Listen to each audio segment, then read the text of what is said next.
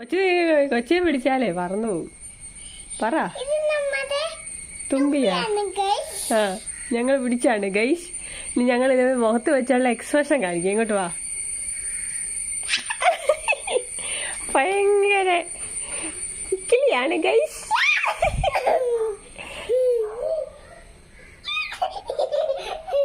വീഴല്ലേ guys. കൈ നീട്ടിപ്പിടി, കൈ നീട്ടിപ്പിടി.